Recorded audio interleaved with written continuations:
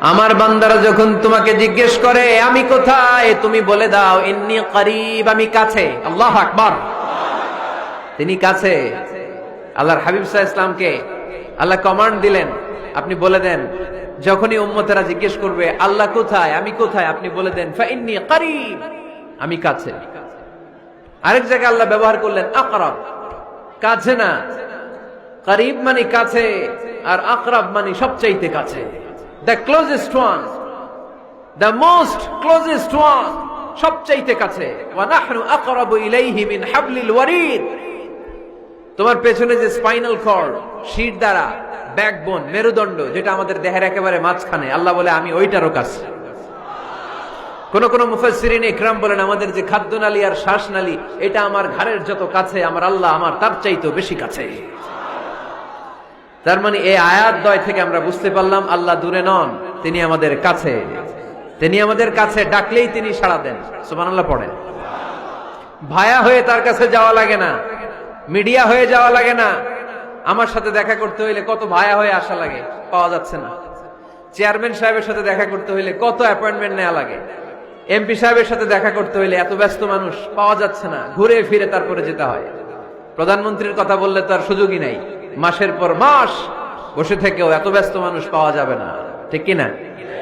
Donald ট্রাম্পের যদি appointment নিতে চান কি অবস্থা হবে? পাওয়া যাবে? কথা বলেন। কিন্তু আল্লাহরে পাইতে হইলে অ্যাপয়েন্টমেন্ট লাগে।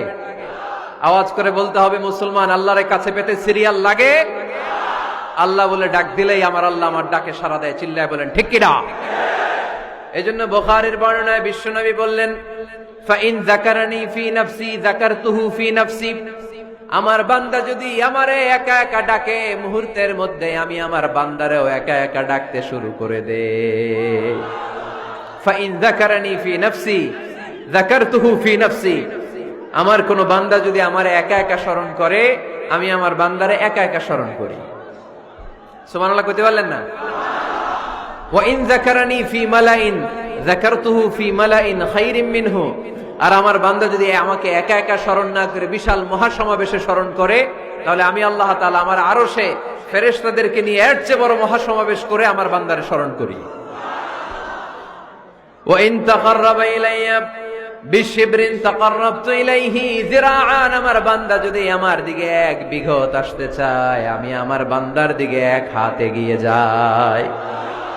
আপনি এক হাত আল্লাহর কাছে যেতে চাইলে আল্লাহ এক হাত এগিয়ে যায়। ওয়া ইন তাকাররাবা ইলাইয়া যিরাআন তাকাররাবতু ইলাইহি বাআন।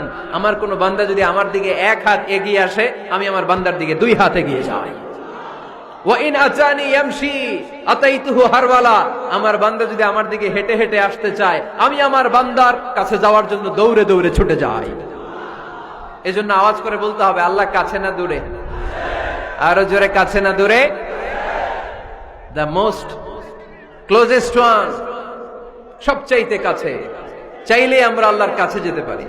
তাই আজকের এই চমৎকার দুপুরে আমরা জেনে যাওয়ার চেষ্টা করব কিভাবে আমরা আল্লাহর কাছের হতে পারি, কি করে আল্লাহর নৈকট্য পেতে পারি, কি করে আল্লাহ তাআলার মুকাররাবিন বান্দাদের অন্তর্ভুক্ত হতে পারি।